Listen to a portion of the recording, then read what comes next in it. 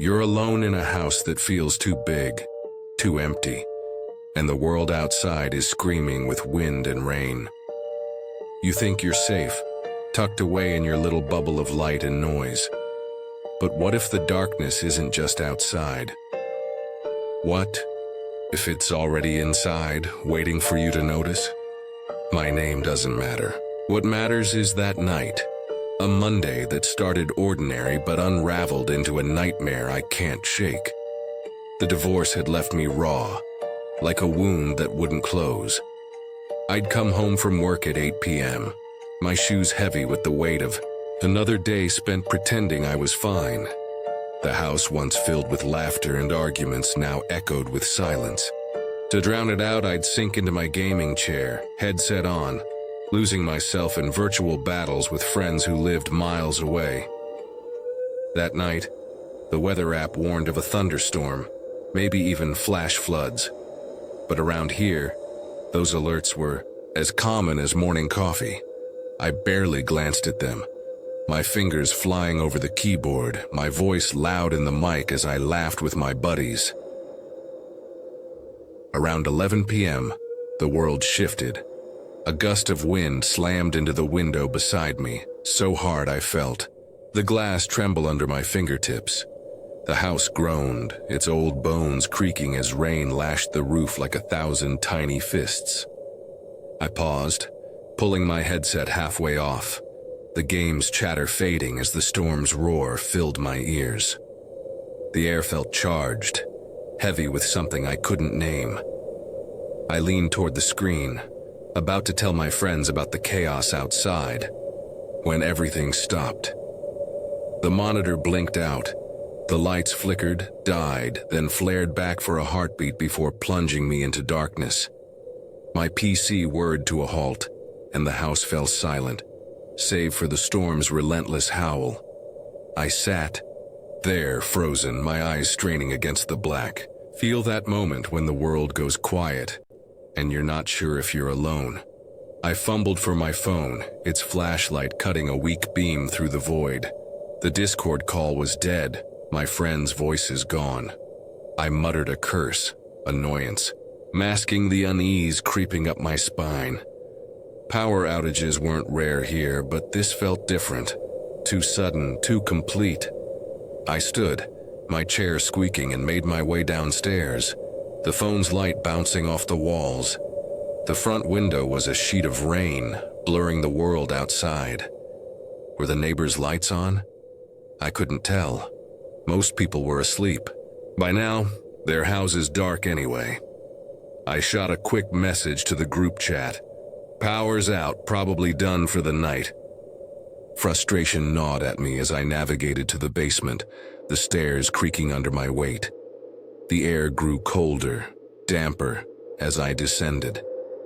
Picture it, a basement, all shadows and forgotten things, where every sound feels like a secret.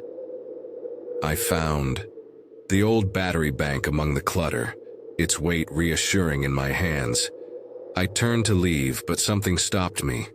A faint rustle, like cardboard shifting, came from the back corner. I froze, my breath catching. The storm roared louder outside, the wind rattling the house, and I told myself it was nothing, just the weather playing tricks. Still, my skin prickled as I climbed back upstairs, the battery bank clutched tight. In the living room, I plugged in a lamp, its soft glow pushing back the darkness. I hated this, being alone in a powerless house, the silence pressing against me like a living thing. You know that feeling, don't you? When you can't sleep, not until the world feels right again. I sank onto the couch, opened the blinds, and scrolled through YouTube on my phone, using data to escape the quiet. An hour passed, maybe more, before curiosity pulled me to the front door. The porch's overhang kept the rain at bay, so I stepped out, the cold air biting my skin. Across the street, a few houses glowed faintly. Lights in windows, proof their power was on. My stomach twisted. Why was my house the only one dark? Back inside, I searched for outages online but found nothing. Then my phone buzzed. A text from an unknown number. Downed power lines in your area. Expect outages. I frowned. No sender ID, no official logo like the utility company's usual alerts. Why a direct text?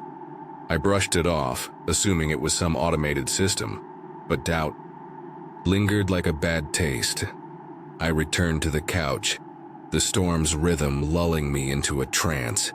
Videos played, their voices a distant hum while I watched the rain streak the windows. Then it happened. A sound, sharp and unmistakable, cut through the haze. A creak, like a footstep on the basement stairs.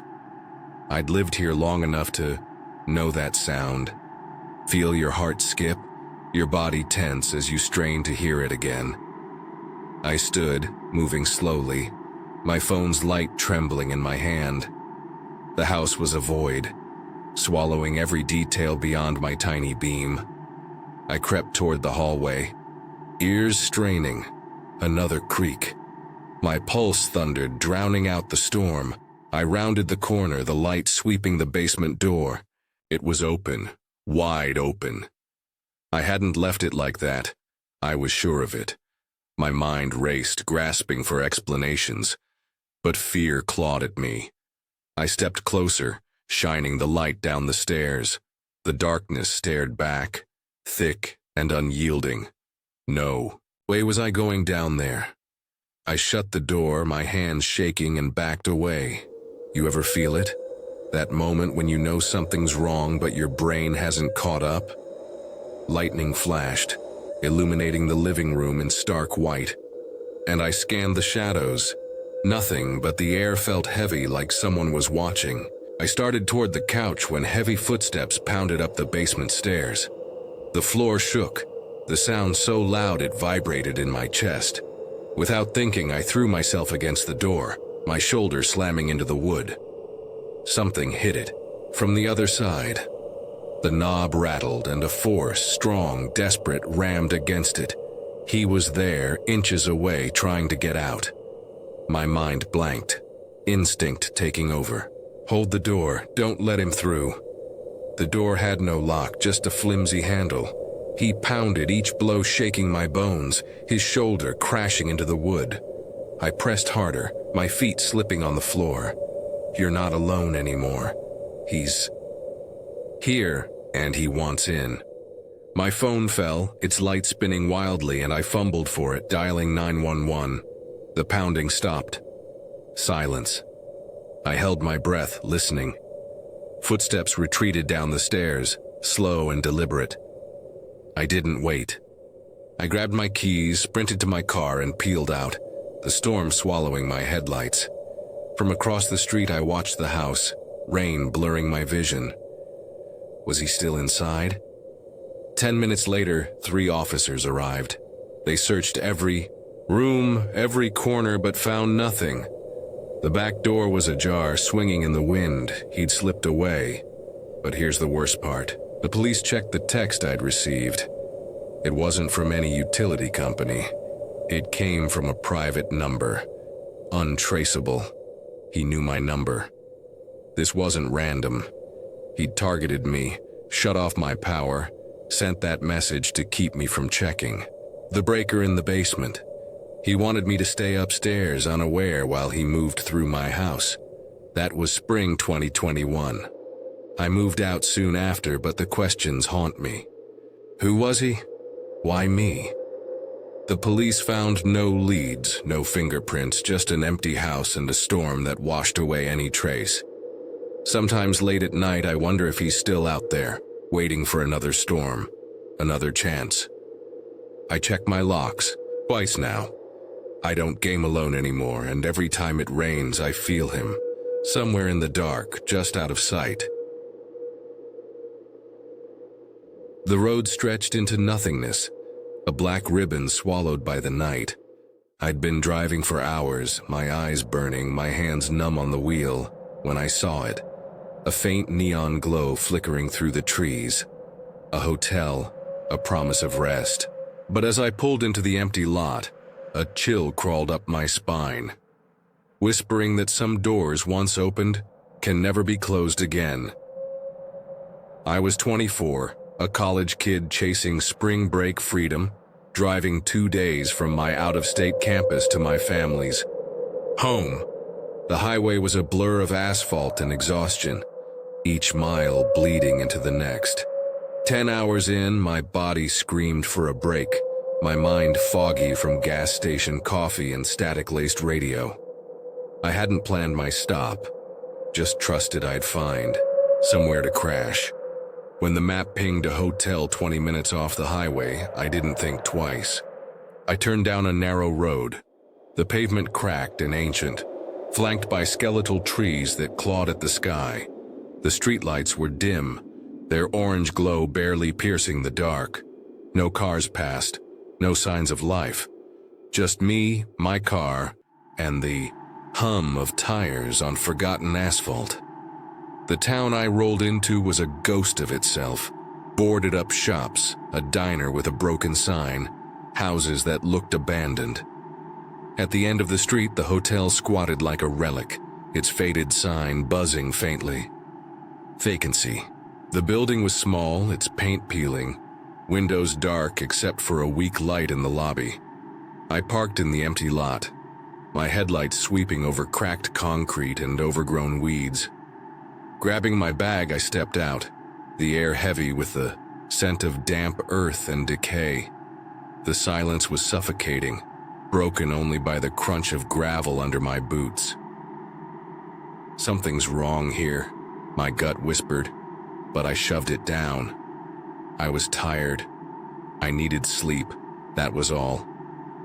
Inside, the lobby was a time capsule, floral wallpaper peeling at the edges, a threadbare carpet, a counter cluttered with dusty brochures.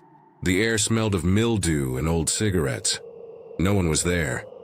I stood, bag slung over my shoulder, waiting, the hum of a fluorescent light overhead drilling into my skull. Just check in and sleep, I told myself, anchoring to the thought of a bed. A minute passed, then footsteps echoed from a back hallway.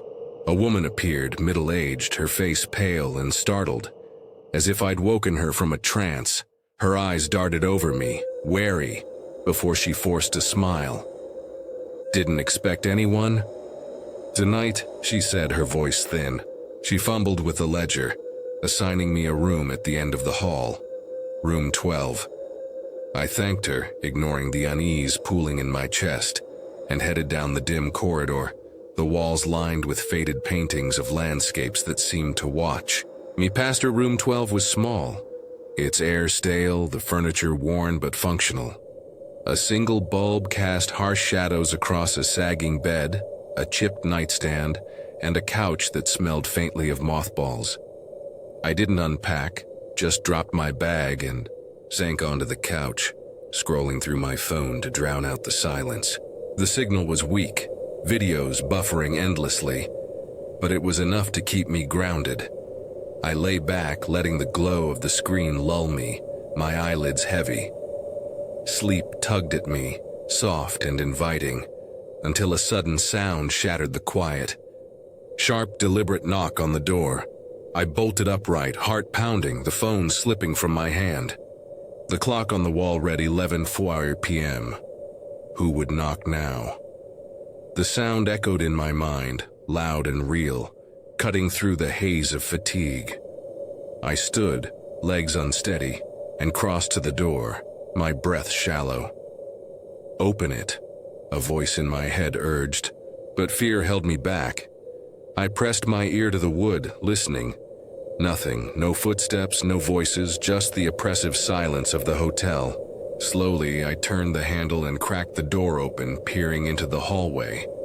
It was empty, the dim light flickering, casting long shadows that seemed to pulse. I stepped out, looking both ways, half expecting someone to appear. Was it the wrong room? I wondered, doubting myself. Maybe it was another door, but the hotel was too quiet, the kind of quiet that feels alive watching. I retreated to the couch, my pulse still racing. trying to shake the feeling that I wasn't alone. "You're tired." "It's nothing," I told myself. A trance loop to calm my nerves. I grabbed my phone again, playing a video, letting the noise fill the void. But the memory of that knock lingered, a splinter in my mind. I thought of my childhood, nights when I'd lie awake convinced something was in my room, watching from the shadows. My mom would check under the bed, laugh, and say, "It's just your imagination." But this wasn't home. This was room 12, in a hotel that felt like a trap. Hours passed, or maybe minutes, time blurred in the dim light. I showered, the hot water grounding me, then crawled into bed, setting an alarm for 8 a.m. Sleep came fast, heavy, pulling me under. But it didn't last. Another knock tore me awake, louder, more insistent. I sat up, the room pitch black, the only light a faint sliver under the door. My heart hammered, each beat a drum in my ears. Not again. I stumbled to the door, anger mixing with fear. Someone's messing with me. I flung it open, ready to confront whoever was there. But the hallway was empty again, a void of shadows and silence. I stood, frozen, my breath visible in the cold air. This isn't right. I couldn't ignore it anymore. I grabbed my phone, its light a weak shield, and marched to the lobby. The hallway seemed longer now, the paintings on the walls twisting in the corner of my eye. The lobby was as dark as before, the fluorescent light buzzing like a trapped insect. The woman was still at the counter, her face ghostly in the dim glow. "Someone's been knocking on my door," I said, my voice sharper than I intended. "Twice now." She frowned, her eyes narrowing. "That's impossible," she said, lowly. "You're the only guest here tonight." Her words hit like a punch, stealing my breath. The only guest. I forced a smile, muttered something about being mistaken, and backed away, her gaze heavy on my back. Back in room 12, I locked the door, checking the deadbolt twice.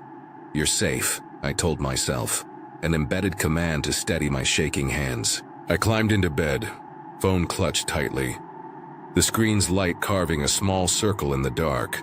But as I lay there, staring at the ceiling, a new fear took root. What if they're already inside?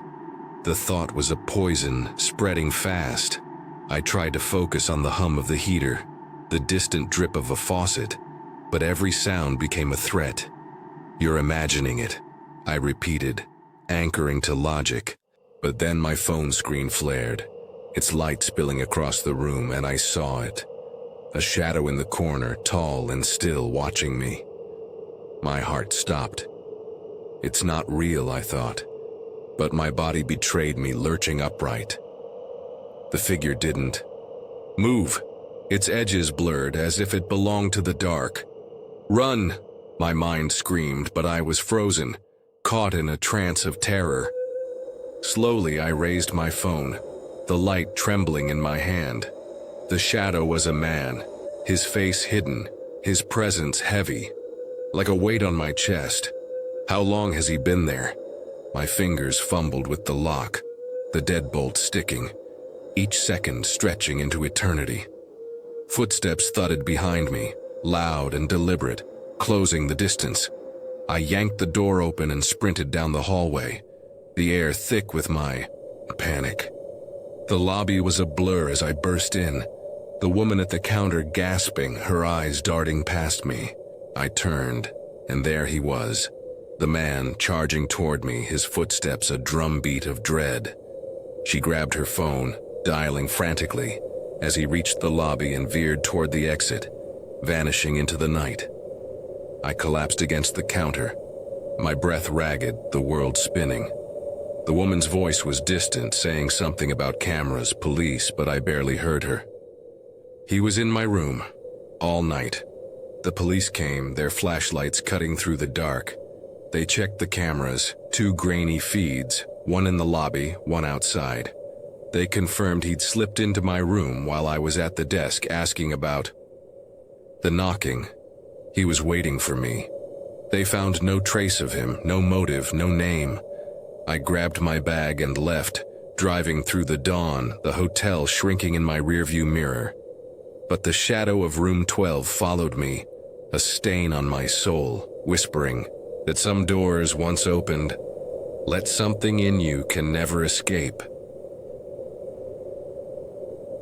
Something was wrong with the forest that night, a pulse beneath the earth that wasn't there when we arrived. I couldn't name it, but it clung to me, heavy as the damp air pressing against my skin. Henry and I had come seeking adventure, craving the raw thrill of a campsite buried deep in the wilderness, far from the hum of civilization. We thought we were ready, thought we could conquer the silence of the woods. But the silence wasn't empty, it was alive, watching, waiting. And by the time we realized it, running was our only choice. Henry and I weren't seasoned campers, not by a long shot. We'd pitched tents at local grounds before, safe spots buzzing with families and laughter. But this time we wanted more, something primal, a place where the forest ruled and we were just visitors. After hours scrolling through forums, we found it. A remote site 3 hours drive from home, hidden behind a 4-hour hike. The few photos online showed a grassy knoll with a view of endless trees, untouched, isolated. Perfect. We packed for 3 days, our backpacks stuffed with gear, our hearts alight with the promise of freedom. The drive was long, the road narrowing, until it was barely more than a dirt scar cutting through the forest. No cars, no signs, just us. The trailhead was a forgotten patch of earth, the path ahead choked with weeds and gnarled roots. This place hasn't seen people in years, I thought, my boots sinking into the soft ground. Henry grinned, his eyes bright with excitement. But I felt a flicker of unease, like the forest was holding its breath. We pushed on, the trail thinning as the trees closed in, their branches knitting a canopy that swallowed the sun. By mid-afternoon, we reached the campsite, a small clearing on a hill, the grass worn but empty, with a sweeping view of the forest below. It was beautiful, but the silence was too thick, too complete. We set up camp, our tents rising like fragile beacons against the vastness of the woods. Henry fumbled with his stakes, cursing under his breath, so I wandered to the overlook, letting the breeze cool my face. That's when I saw them. Movement down in the trees. Shadows shifting through the dense foliage, 4 or 5 figures, maybe more. They moved with purpose, but I couldn't make out details, just vague shapes gliding through the green. Heart quickened. Who else would be out here so far from any trail? I called to Henry, but by the time he jogged over, the figures were gone, swallowed by the forest. "You sure you saw something?" he asked, squinting into the trees. I nodded, but doubt crept in. Maybe it was just the wind or my eyes playing tricks. But it felt real. Too real. We brushed it off, filling the rest of the day with small tasks. Unpacking, gathering wood, talking about nothing. As the sun dipped below the horizon, painting the sky in bruises of purple and red, we built a campfire. Its glow carved a fragile circle of light, pushing back the darkness that seemed to press closer with every passing minute. For a while, it was peaceful. Henry's voice, low and steady, mingled with the soft crackle of the flames. We laughed, shared stories, felt like we'd conquered the wild. But then, something shifted. A sound faint at first, like a whisper carried on the wind. Voices, not one but many, overlapping, coming from deep in the forest. "Listen closely," they seemed to say, pulling my attention. I froze, my breath catching. Henry heard it too, his eyes locking with mine. "What the hell is that?" he whispered. The voices weren't clear, no words I could grasp, just a murmur that felt wrong, like they weren't meant for us. They stayed out there, constant, unmoving, as if a group was huddled just beyond the trees watching. We sat rigid, straining to understand, but the sound was alien, almost otherworldly. Feel the weight of their gaze, my mind urged, and I couldn't shake the sense we were being studied. Then, as suddenly as they began, the voices stopped. Not faded, cut off like a radio switched silent. The forest held its breath again and my skin prickled with dread. Something's coming. A single set of footsteps broke the stillness, deliberate, crunching through the leaves toward us. From the darkness, a man stepped into the firelight. He wore a red baseball cap, its brim casting shadows over his face, and his long, wavy black hair spilled past his shoulders.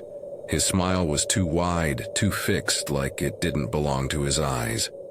"You guys know where the trail is?" he asked, his voice smooth but off, like he was reading a script. I pointed to the path, my throat tight. "Right there." He nodded but didn't move, his gaze drifting over our camp, lingering on our tents, our bags. He's not lost, I realized, my pulse hammering. I forced myself to speak. "Those others, out there with you?" His smile faltered just for a second before snapping back.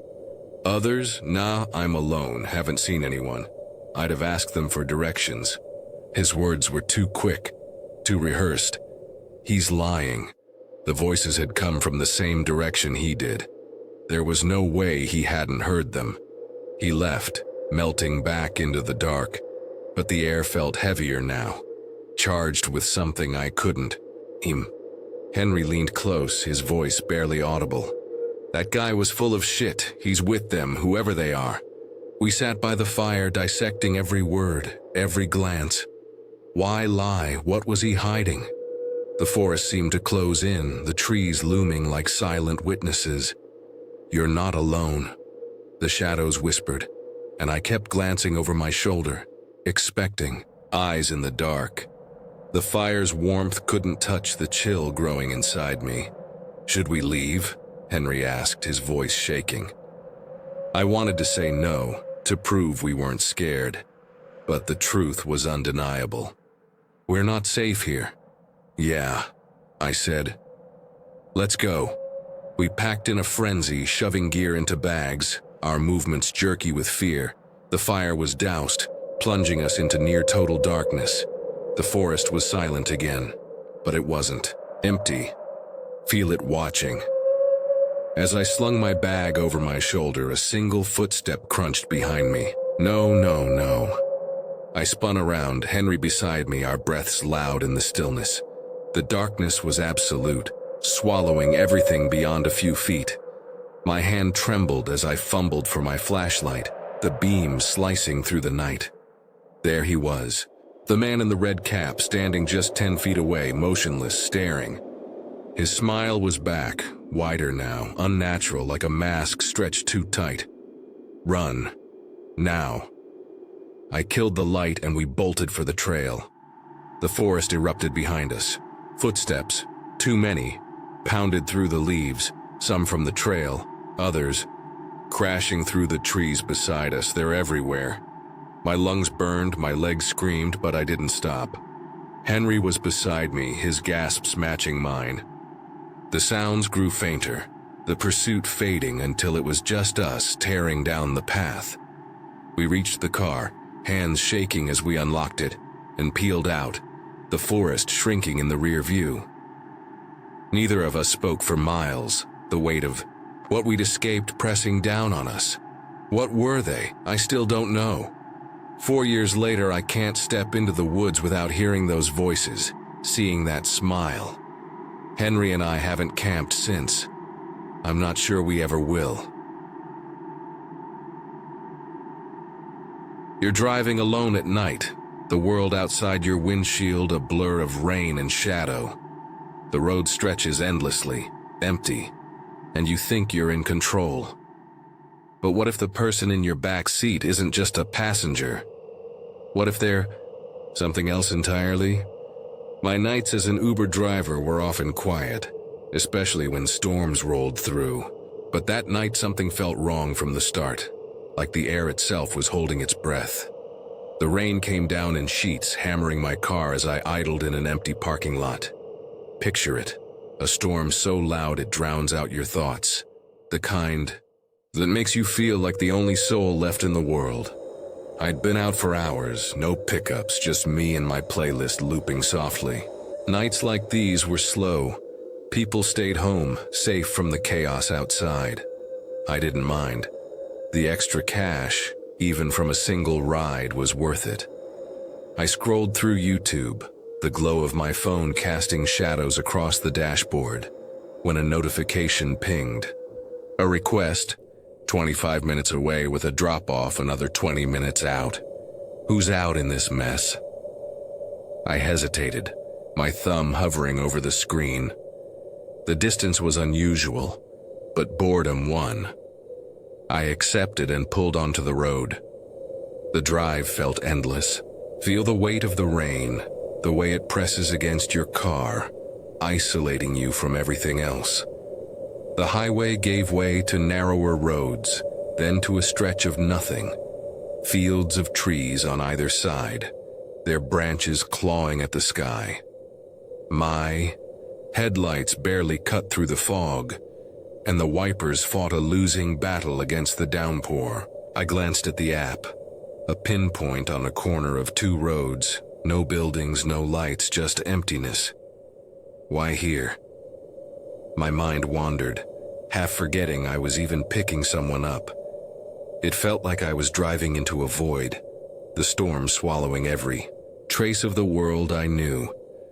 Finally, I reached the spot, a crossroads in nowhere where the rain feels like it's trying to bury you. I confirmed my arrival on the app, my eyes scanning the darkness. Nothing, no houses, no cars, just trees swaying violently in the wind. What's someone doing out here? I leaned forward, squinting through the rain, my breath fogging the glass. A minute passed, then another. I grabbed my phone to text the rider, my fingers hovering over the keys, when a shadow moved in my side mirror. My heart lurched. Someone was approaching, fast, from behind the car. Where had they come from? The back door opened, and a man slid, in the sound of rain briefly deafening before he shut it. He was drenched, his clothes clinging to him like a second skin. Look at him. A stranger in your car, his presence heavy like he's carrying something you can't see. His face, half lit by the dashboard's glow, was hard. Eyes narrowed, jaw tight, as if anger simmered just beneath the surface. You order the Uber? I asked, my voice steadier than I felt. He nodded, muttering my first name, confirming he was the right guy. How does it feel, knowing a stranger knows your name? I shifted into drive, the car lurching forward, but unease settled in my gut. Something about him was off, like a puzzle piece forced into the wrong spot. He sat in the middle of the back seat, his reflection inescapable in my rearview mirror. Every glance he's there, watching. His hands rested on his knees, fingers twitching slightly as if he couldn't stay still. The silence stretched, broken only by the rain and the hum of the engine. I tried to focus on the road, but his presence was a weight, pressing against me. You ever feel someone's energy, like it's poisoning the air? I stole another glance. His eyes met mine, unblinking, and I looked away, my grip tightening on the wheel. Don't look back, just drive. Minutes passed, the road growing even more desolate. We were nowhere, a place where help feels like a dream. I couldn't stand the silence anymore. So what brings you out here? I asked, forcing a friendly tone. With the storm and all.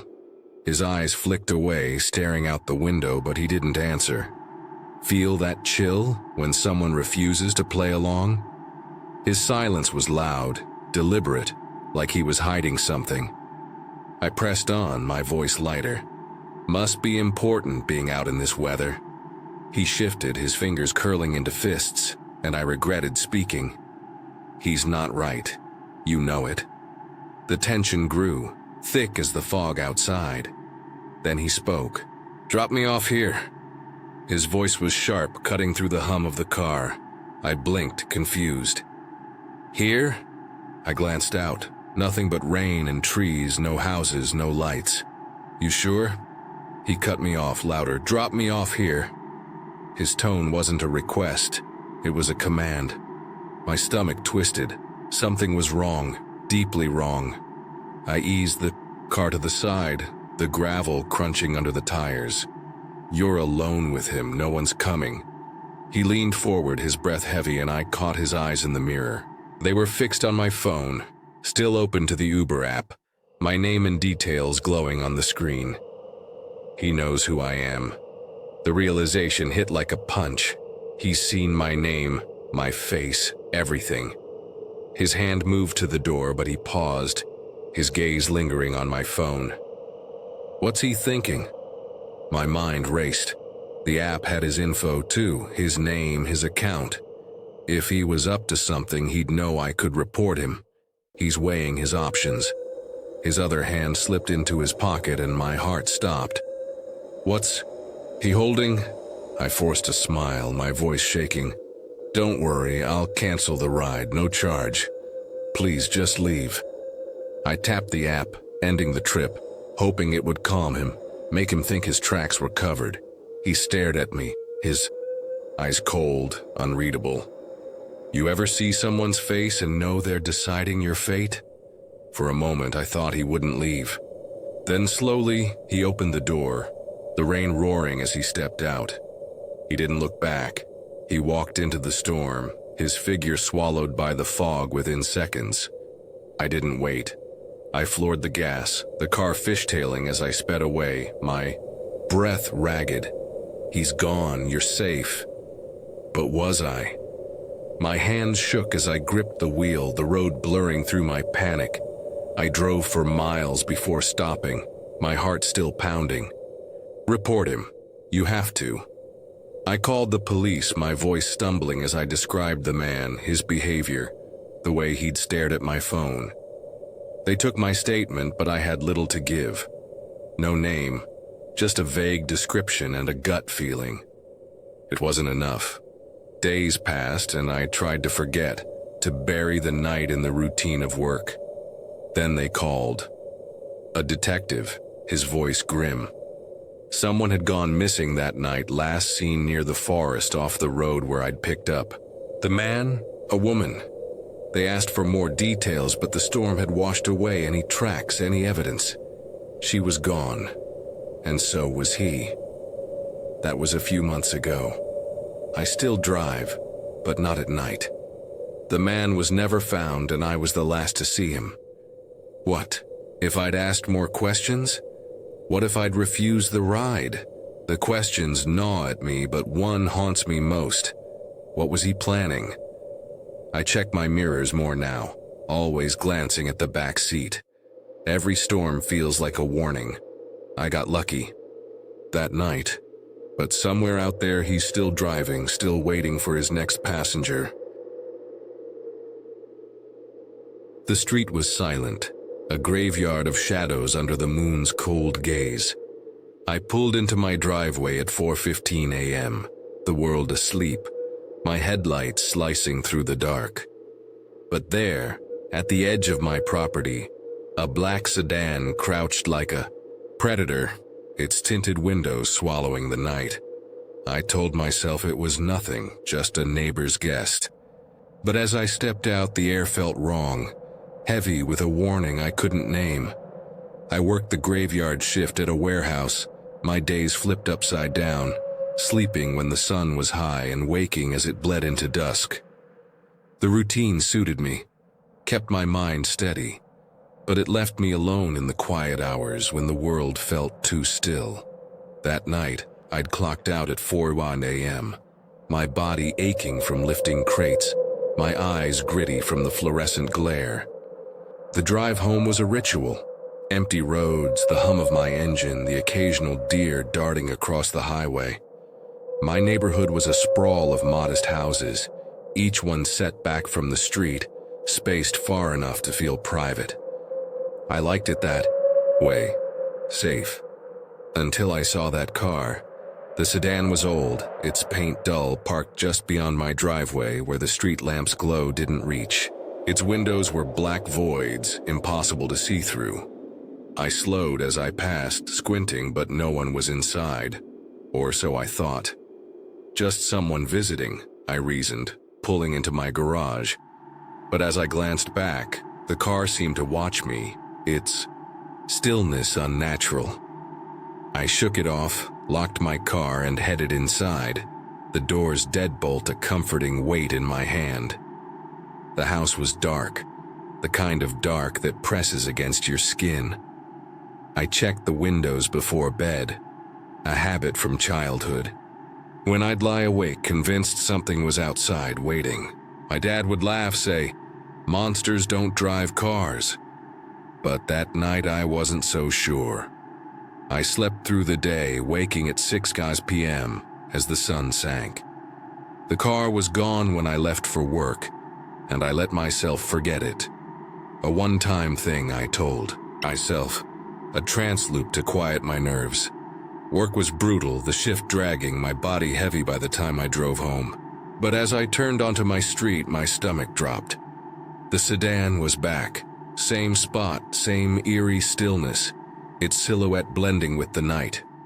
I slowed again, heart ticking faster, trying to see inside. Nothing. No movement. No lights. I parked. My eyes locked on it, half expecting a figure to emerge. Why here? Why my house? I wondered. The question a splinter in my mind. I stayed in the garage longer than usual, watching through the side window. "Go check," a voice urged, but fear kept me rooted. Finally, I walked to the end of the driveway, keeping my distance. The air was cold, sharp with the scent of pine and damp earth. As I neared, I thought I saw something shift inside, a flicker behind the tinted glass. My breath caught, but it was gone as fast as it came. A reflection, I told myself, but my hands shook as I pulled out my phone and snapped a photo of the license plate, just in case. I didn't get closer. Something about that car felt alive, predatory, like it was waiting for me to make a mistake. Back inside, I locked every door, checked every window. The house felt smaller, its shadows deeper. I made dinner, the TV's drone a weak shield against the unease gnawing at me. An hour later, I peeked outside. The sedan was gone, leaving only an empty street. See, nothing to worry about, I thought, anchoring to logic. But the photo on my phone burned in my pocket, a reminder that something wasn't right. I went to bed, the silence of the house pressing in, every creak a threat. Sleep came slowly, fractured by dreams of black windows and unseen eyes. The next night was my day off. I woke at dusk, the sky bruised purple. I took my usual walk around the neighborhood, an hour-long loop to clear my head. The streets were quiet, a few cars parked here and there, but none like the sedan. I returned home, my breath visible in the chill air, and froze. The sedan was back. Third night in a row, same spot, same suffocating presence. My pulse quickened, anger mixing with fear. Enough. I marched toward it, determined to end this. I pressed my face to the driver's window, shielding my eyes against the glass. Empty. No one inside, no clues, just a worn interior smelling faintly of stale smoke. I stepped back, my reflection distorted in the tinted glass, and felt a chill, as if the car itself was staring back. Inside, I grabbed my phone, left charging on the nightstand. A notification glowed on the screen. A motion alert from my security camera. I had 4 cameras, 1 on the porch, 3 inside, covering the living room, kitchen, and bedroom. The alert didn't say which one triggered. My hands trembled as I opened the app. The 60-second clip loading slowly. The footage was from my bedroom, the room I stood in now. For 55 seconds it showed nothing. Just the bed, the nightstand, the dim glow of a street lamp through the blinds. Then in the final moments, a figure moved across the bottom of the frame. A head, shoulders gone in a flash, too fast to see clearly. My blood turned to ice. Someone's in the house. The silence roared, my heart beat a thunder in my ears. I spun around, scanning the room, the shadows suddenly alive. They're here. Every corner hid a threat, every sound a footstep. "Run!" my mind screamed, and embedded, command cutting through the panic. I bolted for the door, my phone slipping in my sweaty grip. Behind me, movement. Fast, heavy footsteps charging from the bedroom. I didn't look back. I tore through the hallway, down the stairs, the footsteps, pounding closer, maybe 15 feet away. The front door loomed ahead. I fumbled with the lock, my hands shaking, and flung it open, sprinting into the night. The woods across the street swallowed me, branches clawing at my face, my feet crunching leaves. I ran until the only sound was my ragged breathing, the house a distant shadow. Hiding in the trees, I called 911, my voice a whisper, the photo of the license plate my only proof. The police arrived, their flashlights sweeping the yard. The sedan was gone, but they found the plate in their system. 3 hours later, they arrested him, a man in his mid-20s, his eyes wild, his face twisted in a way that made my skin crawl. They found photos on his phone. My house at night, me in my living room unaware. Notes tracked my schedule, every move I made for weeks. He'd been watching me. Worse, they couldn't say how he got inside, past the cameras without a trace. Was this his first time? The thought was a knife in my gut. He knew my routine, my home, my life. And if he'd been that careful, that patient, what else had he done unseen? I moved soon after, but the sedan's shadow lingers. Every empty street, every dark window feels like his eyes. Lock the doors, I tell myself. A mantra against the dark. But some fears don't stay locked away. The rain didn't just fall that night. It invaded, seeping into my bones, whispering that something was already inside my home. I came back from work exhausted, my clothes heavy with water, expecting the quiet safety of my rural house to cradle me. But the air felt wrong, charged with a presence I couldn't see. Every step I took echoed too loudly, as if the walls were listening, waiting for me to notice I wasn't alone. By the time I did, it was almost too late. Early April had turned, my world into a sodden blur.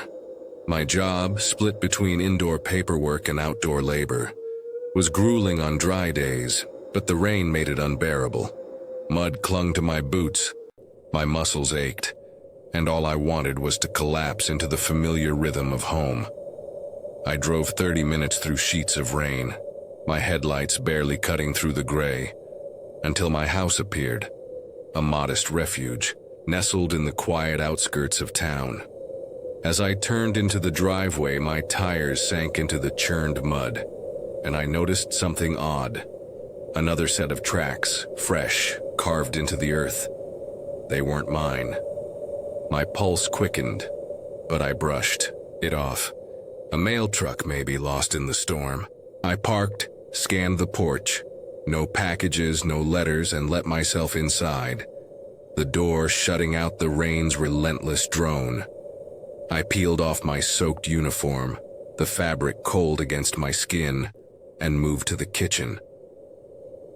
The house was silent, save for the steady patter outside, but it wasn't the comforting quiet I craved. It felt heavy, like the air was holding its breath. I threw together a quick dinner, the clink of plates too sharp in the stillness, and settled into the living room. The TV flickered, casting blue light across the white tile floor, while I scrolled through my phone, trying to drown out the unease gnawing at me. Around 7:30, a single knock broke the rhythm of the rain. It was faint, almost swallowed by the storm, but unmistakable. Listen closely, my instincts urged. I stood, heart thudding, and crossed to the front door. When I opened it, a gust of wind and water stung my face. The porch was empty, the darkness beyond revealing nothing. Just the storm, I told myself, closing the door, but my hands lingered on the lock, hesitating. Back on the couch, I tried to focus on the show, but the knock lingered in my mind, a splinter I couldn't ignore. An hour passed, the rain unyielding when I rose to use the bathroom. As I stepped into the hallway, my eyes caught something wrong. A smudge of mud on the white tile, just behind the couch. It was small, but glaring, like a wound on the floor. I froze, my breath shallow. I hadn't worn shoes inside, and the mud was fresh, glistening under the light. How did I miss this? I grabbed a rag, wiping it away, but the act felt futile, like covering a lie. My mind raced. Had it been there earlier? Was it mine? No, it wasn't. The thought of someone else in my house flickered, but I pushed it down, scolding myself for paranoia. You're tired, you're imagining things. I used the bathroom, the faucet's drip echoing too loudly, and returned to the couch, but I couldn't settle. The living room felt exposed, the open space behind me a void where eyes could be watching. Feel them on you, my mind whispered, and I kept glancing over my shoulder, expecting a shadow to move. The couch faced the TV, leaving the entire first floor at my back, and the layout I'd once loved now felt like a trap. I turned off the TV, the sudden silence deafening, and climbed the stairs to my bedroom. There, with the bed against the wall, I could feel secure, contained. I switched on the small TV, its hum a weak shield against the storm's howl. For 20 minutes I sank into the familiar glow, the unease fading like a bad dream. You're safe now. Then, a muted thump came. From beyond the bedroom door, my heart lurched. The sound vague but deliberate, like a foot brushing the floor or something grazing the wall. I sat up, ears straining. Hear it again. Nothing followed, just the rain's endless murmur. I slid out of bed, my bare feet cold, on the hardwood and pressed my ear to the door. Silence. My hand hovered over the knob, fear battling reason. Check it. You have to know. I opened the door, the hallway dark and empty, the air thick with something I couldn't name. I stepped out, my pulse a drumbeat, and glanced toward the spare room. A rarely used library I hadn't entered in weeks. I needed to check it, to prove this was nothing.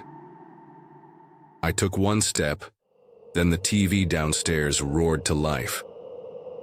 The show I'd been watching blared at full volume, its light flashing through the stairwell, painting the walls in frantic bursts. No, this isn't right.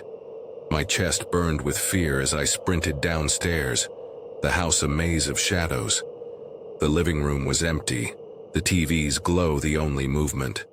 I crept forward, scanning every corner, every doorway, expecting a figure to lunge. My hand shook as I reached behind the TV, fumbling for the power button. The screen went black, plunging the room into darkness. What's happening? My mind scrambled for answers. A glitch? A power surge? But the knock, the mud, the thump, they weren't random. Someone's here.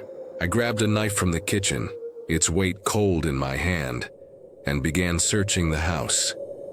I cleared the first floor, checking closets, under furniture, behind curtains. Nothing. The windows were locked, the doors secure. You're losing it, I told myself. But the lie felt hollow. I climbed the stairs, the knife trembling in my grip, convinced this was all in my head. At the hallway's end, I pushed open the spare room's door. The room was as I'd left it. Bookshelves, a desk, a closet in the corner. But on the floor, something gleamed.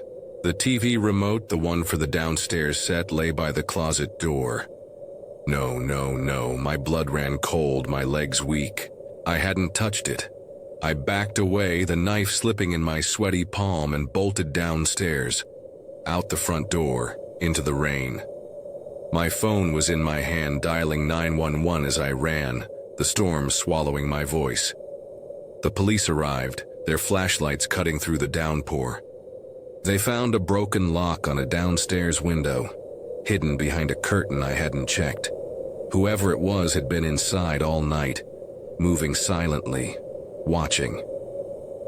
They'd likely come earlier, their car leaving those tracks, knocking to test if I was home.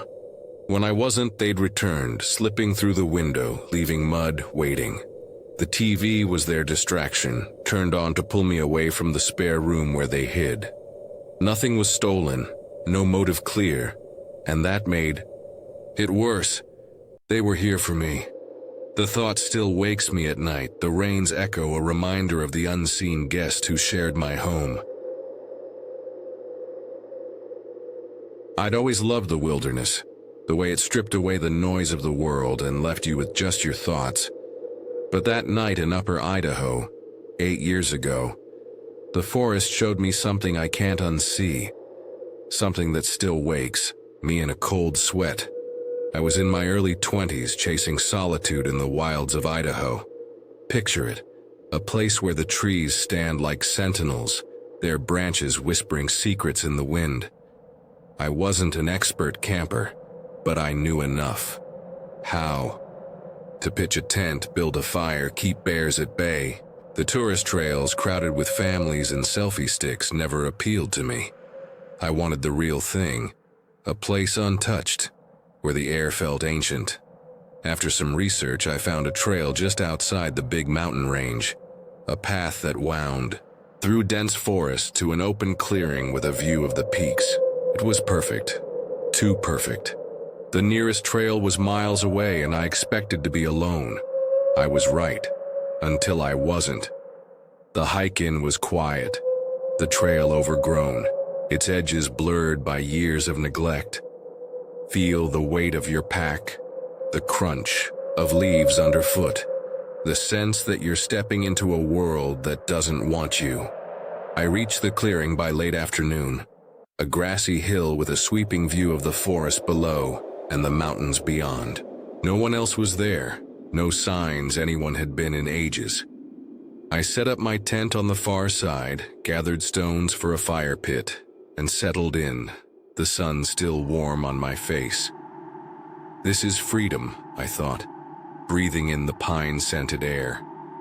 As dusk fell, I built a fire, its flames dancing against the darkening sky.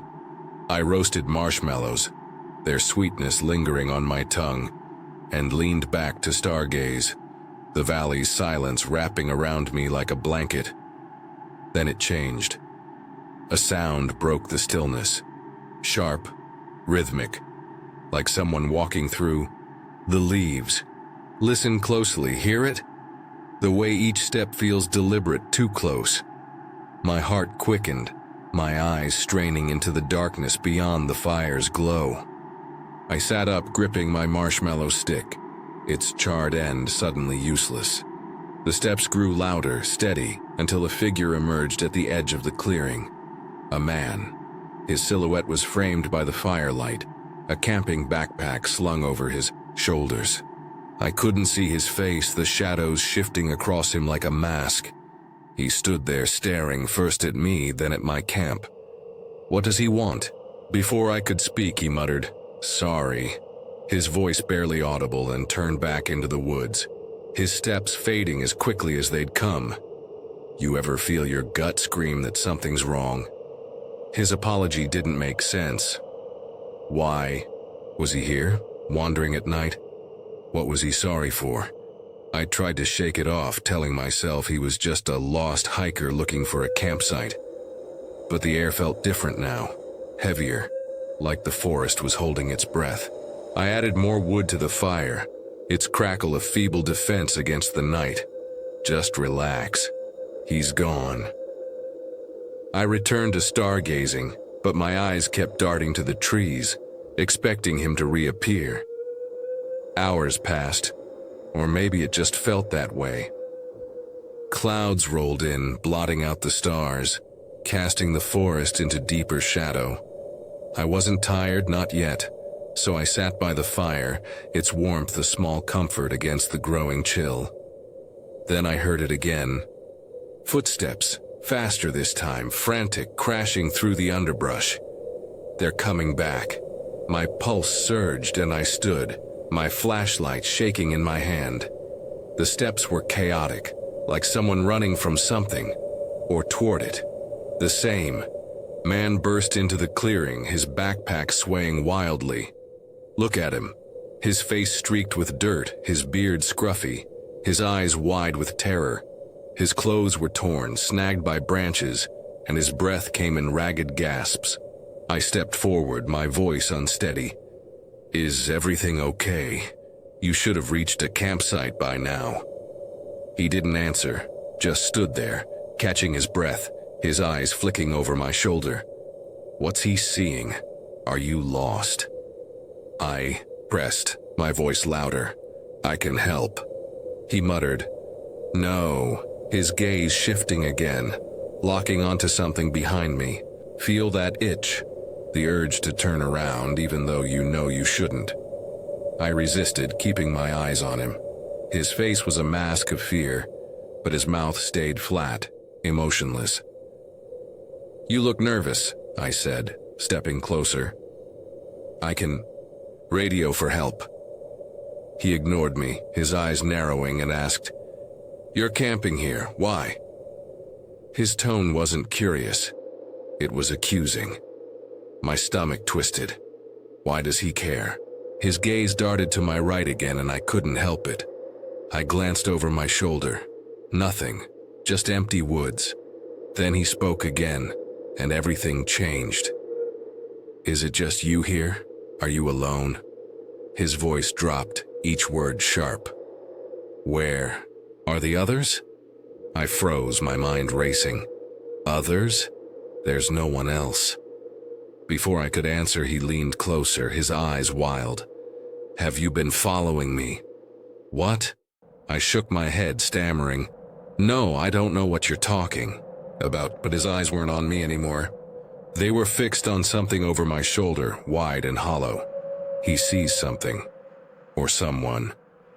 He whispered, his voice barely a breath. Then why are you with her? Turn around. You have to look. I spun, my flashlight sweeping the trees, but there was nothing. Just shadows and branches swaying in the wind. No one's there. I turned back and his face had changed. Pure terror. His mouth opened. A silent scream, and he bolted, sprinting into the forest, away from the trail, into the heart of the wilderness. He's gone. The darkness swallowed him, his footsteps fading into the night. My heart pounded, my breath shallow. As I scanned the clearing, what did he see? I kept looking behind me, expecting a figure, a woman, a shadow, anything. But the forest was empty. Or was it? I couldn't stay. You wouldn't either, would you? I tore down my tent, my hands shaking, and packed in a frenzy. Every rustle, every snap of a twig made me jump, my flashlight darting wildly. She's out there, or he's coming back. I hiked out, the trail a blur of fear, my mind replaying his words. Why are you with her? I reached my car, threw my gear inside, and drove away, the mountains fading in my rearview mirror. I was safe. But was I? The next morning, I went to the police station, my voice trembling as I told them about the man, his fear, his questions. What if he's still out there? They took my statement, but there were no leads, no missing hiker reports, no sightings. He vanished. Over the years, I've pieced together a theory. Imagine a man lost in the woods, days without food or water, his mind unraveling. Hunger and dehydration can break you, make you see things, shadows, people, her. Maybe he was so far gone he didn't know I could have helped, that I could have let him out. Or maybe he was right. Maybe someone was following him and I was too blind to see it. Maybe they saw me too. It's been 8 years, but I still hear his voice, see his eyes staring past me. I don't camp anymore. The wilderness isn't my refuge now. It's a reminder. Something's out there and it knows my name. Every night, I check the shadows, wondering if she's watching, waiting for me to step back into the dark. The clock on my desk glowed 2:17 a.m., its red digits a quiet accusation. I was alone, buried in work, the house silent except for the hum of my computer. Papers sprawled across the desk, coffee gone cold, my eyes burning from the screen's glare. Then a chill brushed my neck like a breath from the dark. I froze, heart stuttering as a thought slithered into my mind. Something's here, and it knows my name. I'd been pulling an all-nighter, racing against a deadline that loomed like a guillotine. My office, a small room upstairs, was my sanctuary. Bookshelves stuffed with files, a worn chair, a window overlooking the backyard. The house was old, its bones creaking with age, but it was mine, a place where I felt safe. That night, though, safety felt fragile, like glass ready to shatter. I'd brewed coffee hours ago, its bitter scent lingering, and shut the office door to block out distractions. The world outside didn't exist, just me, my work, and the ticking clock. But as the hours dragged, fatigue gnawed at me, my focus slipping, the lines on the screen blurring into nonsense. I stretched, my back protesting, and stood to clear my head. Walk it off, I told myself, an embedded command to shake the fog. I headed downstairs, the stairs groaning under my weight, and stepped into the kitchen. The air was wrong, cold, sharp, like a draft from an open grave. My breath caught, visible in the dim light. The heater's on, I thought, confused, checking the thermostat. It read 68 degrees, but the chill sank into my bones. Then I saw it. The living room window, wide open, its curtains swaying like ghosts in the moonlight. My stomach twisted. I didn't open that. I never left windows open at night, not since I was a kid, when I'd lie awake, convinced something was outside, scratching at the glass. My mom would check, laugh, say, "It's just the wind." But this wasn't the wind. I crossed the room, my socks silent on the hardwood, and peered outside. The backyard was a sea of shadows, the grass silver under the moon. No footprints, no signs of tampering. Just the window gaping like a wound. You forgot to close it, I reasoned, a trance loop to calm my nerves. But doubt lingered, a splinter in my mind. I shut the window, the frame sticking, and locked it. The click too loud in the quiet. Grabbing my coffee, now lukewarm, I headed back upstairs, the cold following me like a shadow. "Check the house," a voice urged, but I pushed it down. "You're tired. It's nothing." Back in the office, I sank into my chair, the deadline pulling me back to the screen. But my mind wandered, replaying the window, the chill, the silence. "Focus," I commanded, anchoring to the work. An hour passed, or maybe two. Time blurred in the late hours. Then, a sound jolted me upright, my heart slamming. Against my ribs, a heavy, muffled thump right behind me. It was close, too close, like something falling in the next room. I spun around, eyes darting to the wall separating my office from the bedroom. What was that? The house was still, the silence deafening, but the thump echoed in my mind, real and deliberate. I stood, legs unsteady, and crept to the door, my hand hovering over the knob. "Check it," the voice insisted. But fear held me back. I thought of my brother years ago telling me ghost stories, how he'd hide in my closet to scare me, laughing when I screamed. "It's not a ghost," I told myself, but the memory didn't comfort me. I opened the door, the hallway dark, the air thick with anticipation. The bedroom door was ajar, a sliver of moonlight spilling out. I pushed it open, scanning the room. Bed unmade, nightstand cluttered, everything normal. But the thump had been so loud, so close. I checked under the bed, behind the curtains, my pulse a drum in my ears. Nothing. You're losing it, I thought. A weak attempt at logic. Back in the office, I sat, staring at the wall where the sound came from. It was nothing, I repeated, but the words felt hollow. My eyes burned, my body heavy, but sleep was impossible. I turned back to my work, the cursor, blinking like a heartbeat. Minutes passed, each one heavier than the last. Then a realization hit me, sharp and cold. The closet. A small storage closet behind my desk, hidden by a sliding door, filled with old coats and boxes. I'd forgotten it existed. The thump came from there. My breath caught, my hand trembling as I reached for the door. "Open it," I commanded, but every instinct screamed to run. I slid the door open, the wood scraping, and peered inside. The darkness was absolute, the air thick with dust and mothballs. I raised my phone, its light cutting through the gloom, and froze. A face stared back at me. A man, inches away, hidden behind the coats, his eyes glinting like a predator's. My heart stopped, my body paralyzed, the world narrowing to his gaze. He was real, flesh and blood, his presence a violation of everything safe.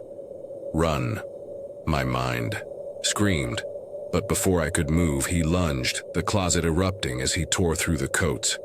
I stumbled back, my phone falling, its light spinning across the floor.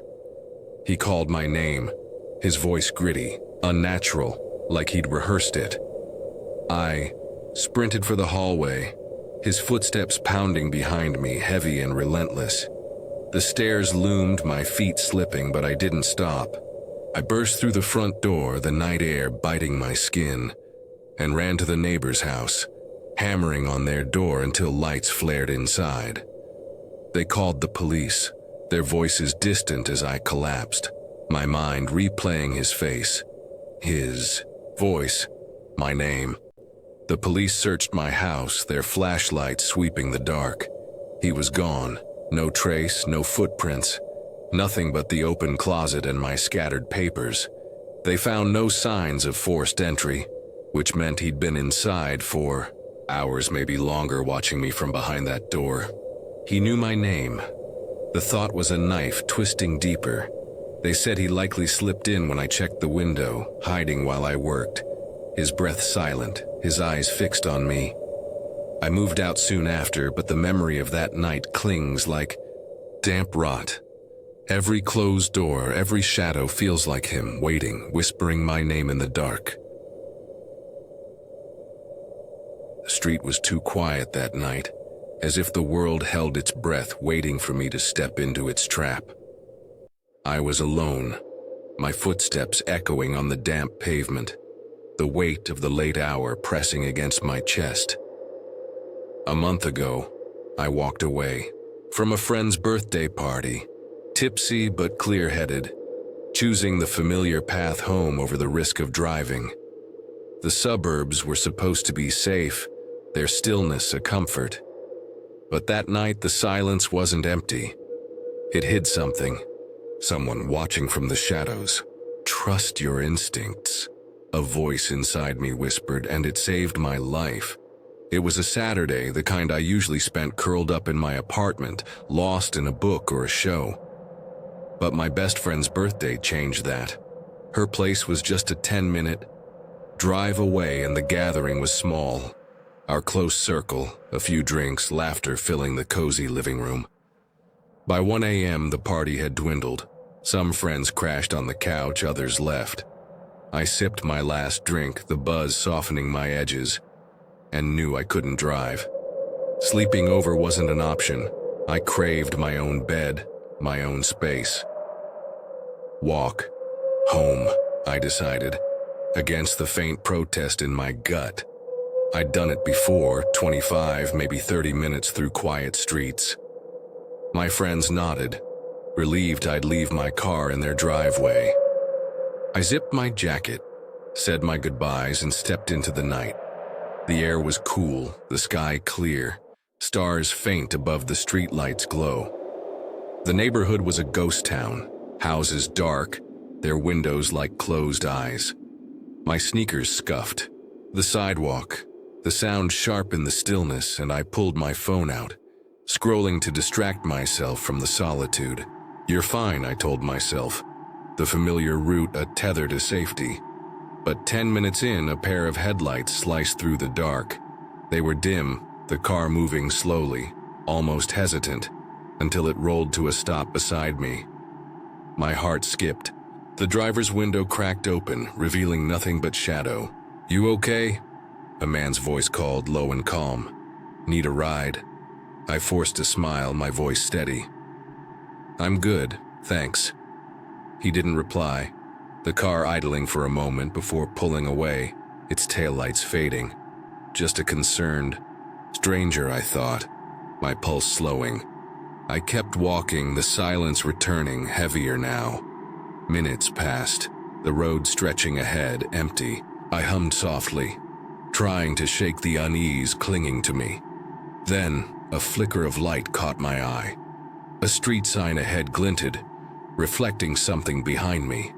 I turned, my stomach lurching. The same car. It was back, moving in the opposite direction, its headlights dim but unmistakable. Instead of passing, it veered to the curb and stopped, engine running. Why is he back? My steps quickened, my eyes darting to the car. No movement inside, no sign of the driver. I checked over my shoulder, expecting him to step out, but he didn't. The car just sat there, a silent sentinel. Keep walking, I told myself, but my heart pounded, each beat screaming that this wasn't a coincidence. I reached the next block, the car out of sight, and tried to convince myself it was nothing. You're almost home. The street stayed quiet, but the calm felt deceptive, like the hush before a storm. I was 10 minutes from my apartment, the familiar outline of my building just beyond reach, when another light stopped me cold. Up ahead, a car was parked, not on the curb, but in the middle of the road, its headlights blazing like eyes in the dark. My breath caught. It was the same car, the same dull red paint, the same eerie stillness. He's following you. My mind raced, mapping my options. The main road would take me past the car, exposed under its glare. Nearby, a park offered a shortcut, a wooded path I rarely used, especially at night, its darkness unlit and uninviting. Take the path, a part of me urged, but the car's position so close to the trail's entrance felt too perfect, too calculated. It's a trap. I slowed, my eyes locked on the car, its headlights blinding. The night pressed in, the air thick, with a threat I couldn't name. Feel his gaze, my instincts warned, and I scanned the shadows, searching for movement. I edged closer, the path's entrance just steps away, but the woods loomed like a void, their branches swallowing the light. My gut screamed to stay on the road, to face the car rather than the unknown. I held my breath, passing the trail, my body tense. The car was silent, its windows dark. I reached its front, daring a glance back. The driver's seat was empty. My heart stopped. An empty car, parked in the road, headlights on, waiting. Where is he? My eyes flicked to the woods, and there he was. A figure barely visible stood among the trees, his silhouette sharp against the faint moonlight. He was watching me, motionless, his face hidden in shadow. Run.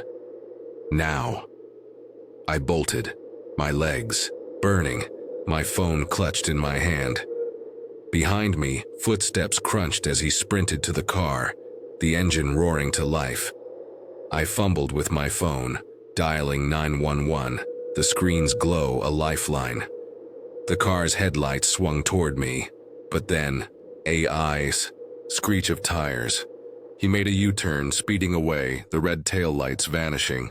I didn't stop, my lungs raw, until I reached my apartment, slamming the door behind me. I called the police, my voice shaking as I recounted the night, the car, the man, the trap I'd nearly walked into. They took my statement, but with only a vague description of the car and his voice, they doubted they'd find him. "You escaped," they said, but the words felt hollow. If I'd taken the path, stepped into those woods, I'd have been alone with him. No lights, no witnesses. He knew I'd consider it. The thought still chills me, a month later. Every night walk, now a gauntlet of fear. I check my locks twice, avoid shortcuts, and wonder if he's still out there, waiting for someone else to take the bait. I thought I knew her. My girlfriend, the woman who filled my days with laughter and my nights with warmth. But that night, something broke through. Something that still claws at my dreams. We'd been together for years, our routines carved into the quiet of our shared apartment. Picture it. A small bedroom, moonlight slipping through the blinds, casting stripes across the walls. Every night we'd curl up together, her head on my chest until the heat became too much. Then we'd roll apart, back to back, her falling. Asleep first while I lingered, reading or scrolling on my phone. She talked in her sleep, always had. You ever hear someone mumble in their dreams, words that don't quite make sense?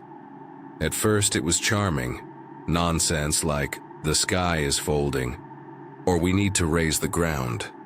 I'd tease her in the morning, laughing over coffee as she blushed, unable to recall her dreams. Those were the good nights. But that night, everything changed.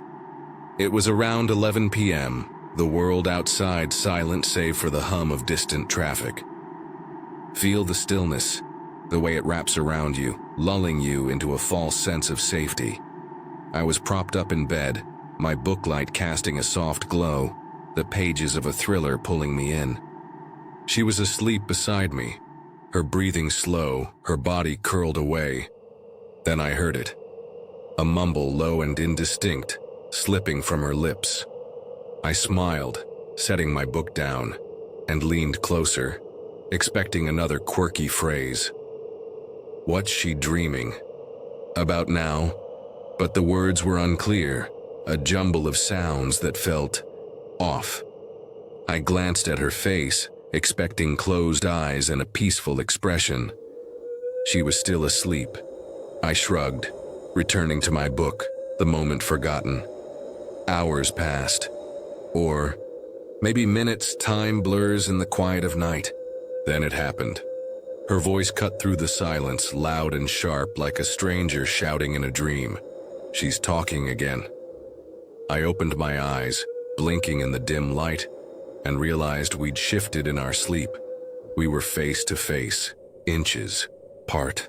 Her eyes were open, wide, unnaturally wide, staring straight into mine. Look into those eyes, blank, empty like they're seeing through you.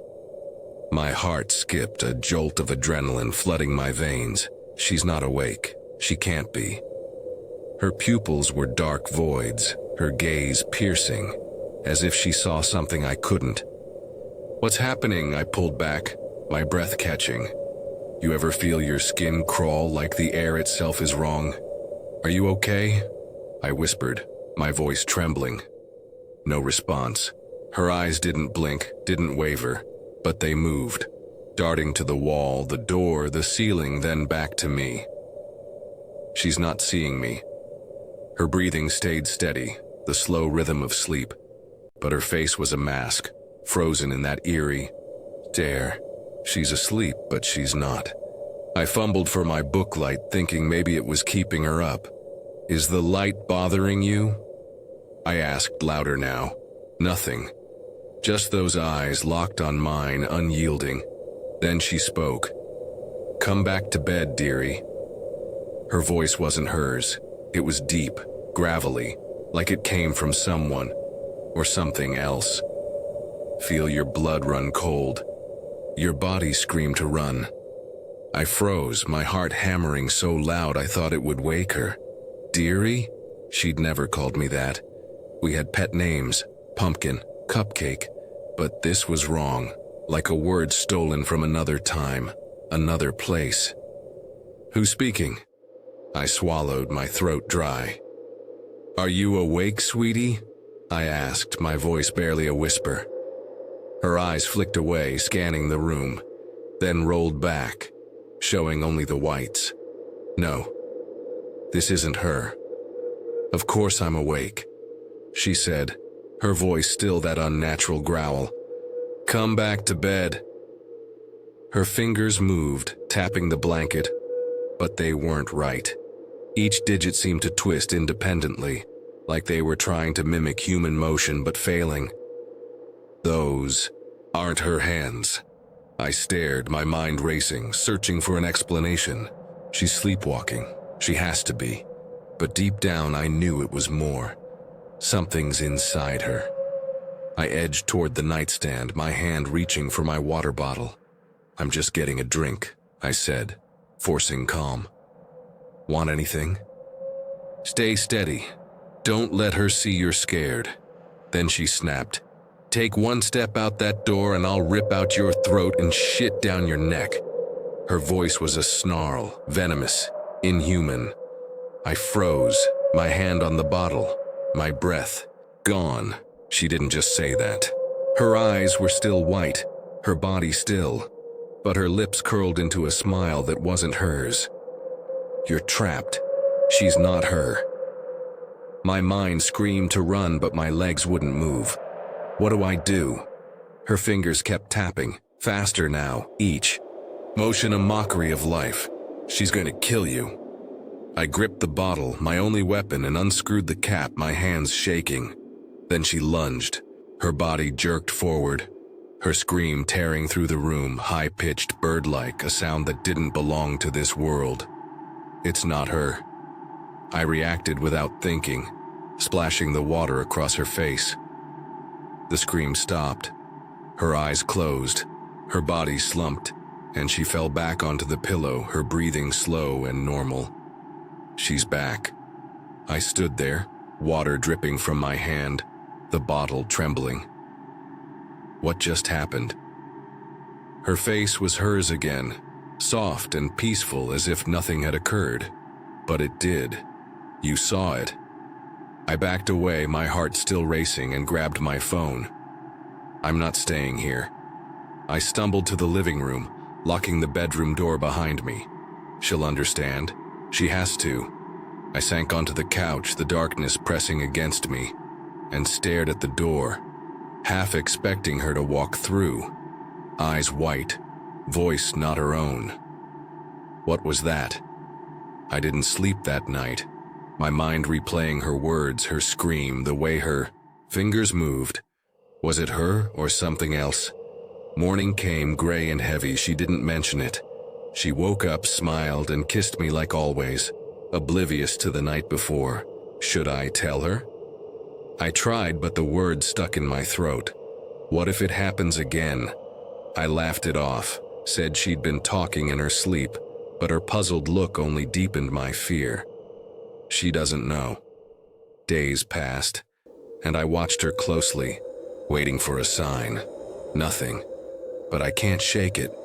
Every night I lie awake, listening for that voice. I keep a glass of water by the bed now, just in case. What if it wasn't a dream? What if it's still in her, waiting for the right moment to speak again? The highway was a void, swallowing my headlights as I drove through the night. I'd parked at a rest stop somewhere along the Virginia-North Carolina border, my car a metal cocoon against the dark. Reclined in the driver's seat, keys in. The ignition. I drifted into sleep, the world fading to silence, but then a sound pierced the quiet, a faint, deliberate tap, like a finger against glass. My eyes snapped open, heart racing, and I knew deep in my bones something was out there, watching me. I was halfway through a 2-day drive from Connecticut to Georgia, visiting my girlfriend, a ritual I'd grown to love. The open road was freedom, each mile a release from the grind of life. To save money, I slept in my car, a habit that felt like camping, raw, unfiltered, just me and the night. That evening, exhaustion had hit hard, my body heavy after hours behind the wheel. I'd passed bustling truck stops, their neon glow too bright, and settled for a quiet rest stop off the highway. The lot was nearly empty, just a few cars scattered under amber streetlights, their drivers likely asleep like me. I chose a spot far from the lights, under the shadow of a gnarled oak, its branches clawing at the sky. I locked the doors, cracked the window for air, and let sleep take me. The hum of crickets my only company. The tap came again, sharper, pulling me from a dream I couldn't recall. I lay still, eyes fixed on the car's ceiling, my breath shallow. Is it raining? I wondered. But the night was dry, the stars visible through the windshield. Another tap, irregular like someone testing the glass. A squirrel? A branch? My mind scrambled for answers, but my gut churned, whispering, "It's not an animal." I thought of my dad, years ago, teaching me to camp, laughing at my fear of the dark. "Nothing out there but trees," he'd say. But this wasn't a forest. This was a rest stop, a liminal space where the rules of safety felt thin. I didn't move, pretending to sleep, my body tense. "Stay still," I commanded, an embedded command to steady my nerves. The tapping continued, relentless, each sound a needle in my spine. "Check it," a voice urged, but fear glued me to the seat. The air felt heavier now, thick with the scent of damp leaves and gasoline. I strained to hear beyond the taps, footsteps, breathing, anything. But the night was silent, its quiet a lie. "You're imagining it," I told myself. "A trance loop too." Calm, the panic rising like bile. But the memory of a story surfaced.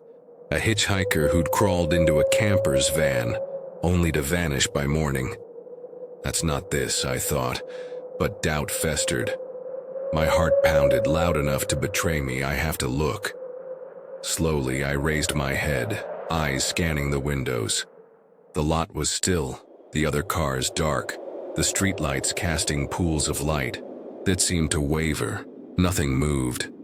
But the tapping didn't stop, now a rhythm, deliberate, knowing. I leaned forward, my breath fogging the windshield, and checked the side mirrors. Empty. No one there. Run the car, I thought, fingers brushing the keys. But before I could turn them, my eyes caught the hood, and the world shattered. She was there. A woman sprawled across the metal, her face pressed against the windshield, inches from mine. Her eyes were voids, white and unblinking, rolled back like a corpse's. Her skin was sickly, pale as bone, stretched tight over sharp cheekbones. Black hair, matted and wild, framed a grin too wide, too wrong. Her teeth jagged, stained with rot. She didn't move, her stare drilling into me, a predator savoring its moment. My body locked, every muscle screaming, the air choking in my throat. She's not real, but her presence was a weight crushing me, her grin widening as if she heard my thoughts. I couldn't breathe, couldn't think. The streetlight flickered, casting her in shadow, then light again, her face unchanged, unyielding. "Move," my mind screamed, but terror held me fast. I thought of my girlfriend, her voice, her warmth, a lifeline pulling me back. "Get out." My hand shot to the ignition drive, fingers slipping, the engine roaring to life. The sound was a beacon, shattering the spell. She didn't flinch, her eyes still locked on me. I slammed the gear into reverse, tires screeching, the car jolting backward. Her body slid, hands scrabbling at the hood, nails dragging like knives. I hit the brakes, instinct, kicking in, and she fell, landing on all fours, her head twisting up to meet my gaze. She's coming. I shifted into the drive, foot slamming the gas, the car lurching forward. In the rearview mirror she moved, running on all fours, her hair a black wave, her scream tearing through the night. It was animalistic, a sound that clawed at my soul, high and jagged like glass breaking. I didn't look back, the highway swallowing me as I merged into its flow, the rest stops, lights fading. My hands shook, the wheels slick with sweat, my heart a drumbeat of survival. I drove until dawn, the sun's first rays a weak shield against the memory of her face, her eyes, her scream. I didn't call the police. The thought came too late, miles away, when my mind was clearer. What would I say? A woman on my car, not human, chasing me? They'd think I was drunk, delusional. I stopped at a gas station, checked the hood. No marks, no scratches, nothing to prove she'd been there. But I knew. I saw her. Every detail burned into me. The white of her eyes, the rot of her teeth, the hunger in her grin. I'd left the rest stop behind, but she hadn't left me. Every shadow on the road, every flicker in my mirror feels like her, waiting to crawl back into the light. My boyfriend's kindness was a lie, a mask that hid something sinister in our home. Last month I saw it, Jace slipping out of bed at night, leaving me in the dark, his footsteps fading into silence. He'd return by morning, acting sweeter than ever, but his eyes held secrets I couldn't read. I thought I knew him, trusted him, but the man I loved was unraveling, and the truth was a nightmare I never saw coming. Look closer, my heart warned, and it led me to a betrayal that still haunts me. It started with small things. Jace, who'd always left dishes in the sink, began cleaning them without a word. He'd ask about my day, his voice soft, attentive, almost too perfect. I should have been happy, but it felt wrong, like he was playing a part. Then I caught him leaving. One night I stirred at 2 a.m., the bed cold beside me. I heard the front door ease shut, his car humming to life. I waited, eyes fixed on the ceiling, but sleep pulled me under before he returned. By morning he was back, his arm around me, acting as if nothing had happened. "Where did you go?" I wanted to ask, but fear stopped me. Instead I watched him, searching for cracks in his facade. The pieces fell together one morning as I sipped coffee, my mind replaying his absences. We hadn't been intimate in weeks, a distance I'd blamed on stress. But now it hit me. He's cheating. The kindness, the late-night exits, it was guilt covering an affair. My chest burned with anger, my hands shaking as I dialed Natalie, my best friend. "Jace is sneaking out at night," I blurted, my voice thick with hurt. "He's seeing someone else." Natalie's silence stretched too long before she spoke, her tone heavy. "Are you sure? Maybe there's another explanation." I scoffed. "What? He's buying milk at 3 a.m.? She didn't argue, just listened as I poured out my pain. "I'm going to catch him," I said. "I'll stay up, wait for him to leave, and follow him." Natalie murmured agreement, but her voice lacked conviction. "She's hiding something," I thought, brushing it off as my own paranoia. That night Jace cooked dinner, a rare gesture that set my nerves on edge. The table was set with care, candles flickering, his smile too bright. I played along, laughing at his jokes, but my eyes tracked his every move. "You can't fool me," I thought, sipping wine he'd poured. In bed, I set my phone's alarm for midnight, determined to stay awake. But sleep came like a tide, heavy and unstoppable, pulling me under before I could fight it. I woke at dawn, Jace beside me, the alarm silent. How did I miss it? I cursed myself, checking my phone, no trace of the alarm. The next night I tried, again downing coffee, pacing the room. But again I woke in bed, the night a blank. Jace's presence a mocking comfort. This isn't normal, I realized. I'd worked night shifts before, pulling all-nighters with ease. Now I couldn't stay awake, couldn't remember falling asleep. He's drugging me.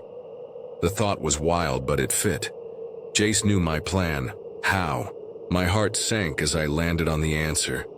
Natalie. I'd told her everything, trusted her with my pain. Was she his lover, feeding him my plans? The betrayal cut deeper than Jace's lies. I stopped eating his meals, drinking only tap water, my eyes sharp with suspicion.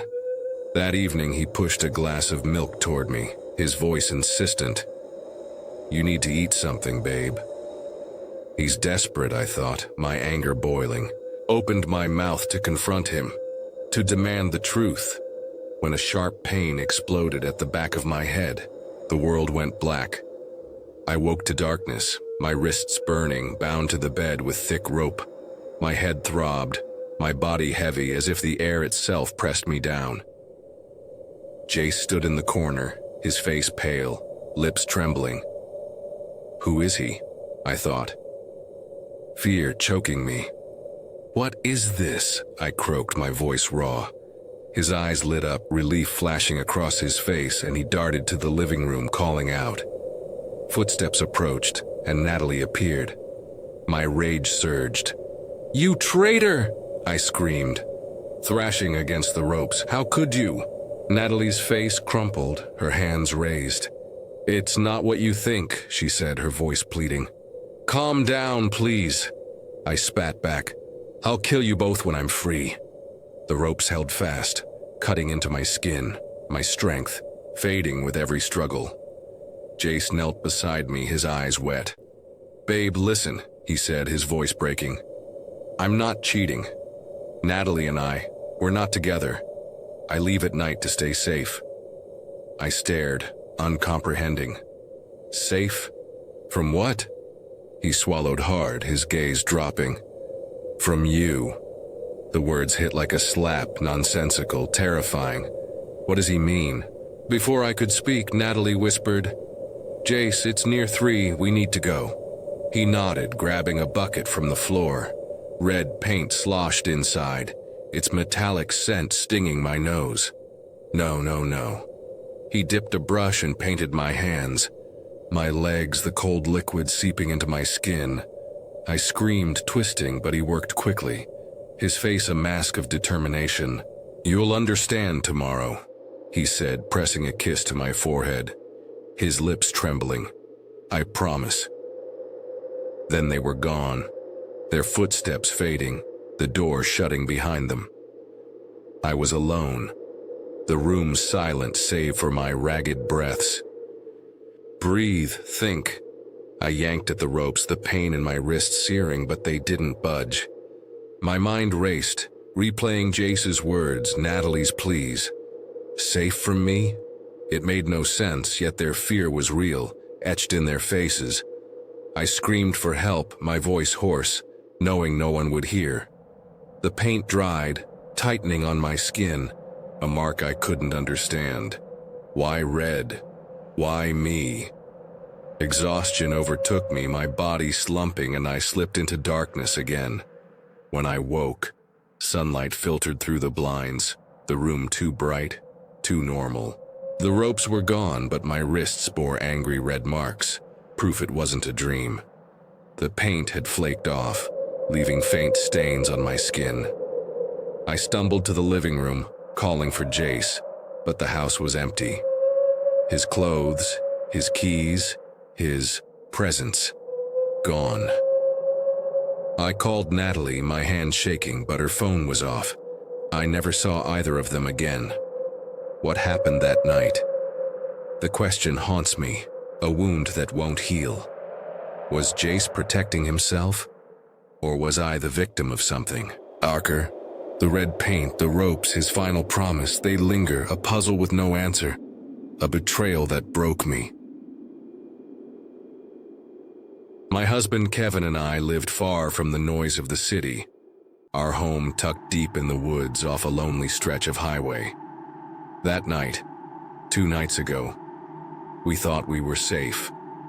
wrapped in the quiet of crickets and stars. But the darkness had other plans.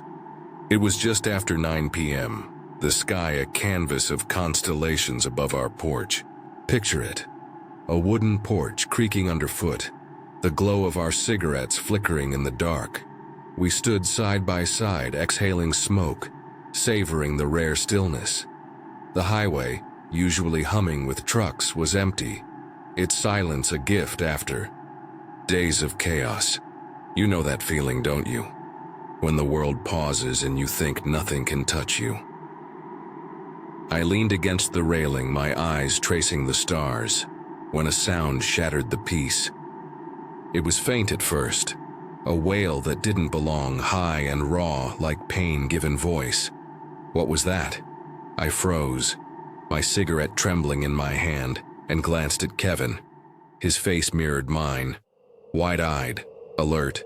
Listen, hear it again. Another scream, louder, closer. A woman's voice, desperate and broken. Help me, help me. Her words cut through the night, each one a plea that sank into my bones. I dropped my cigarette, grinding it into the porch, and stepped toward the edge, my heart racing. Kevin grabbed my arm, his grip tight, but his eyes were on the highway. There she was, a figure small and frantic, running along the median, her movements jerky, like a deer fleeing a predator. She's coming closer. The Christmas lights from a neighbor's house across the road cast a faint blue glow, enough to see her silhouette, her arms flailing as she screamed. You ever feel the world tilt like you're falling into someone else's nightmare? I backed toward the door, my hand fumbling for my phone. Kevin, we have to help her, I whispered, my voice shaking. He nodded, already moving inside, his boots heavy on the floor. Then we saw the car, a red sedan, its headlights slicing. Through the rainless night, pulled over near the median. He's here. Man's voice erupted, vicious and raw, shouting curses, calling her names I won't repeat.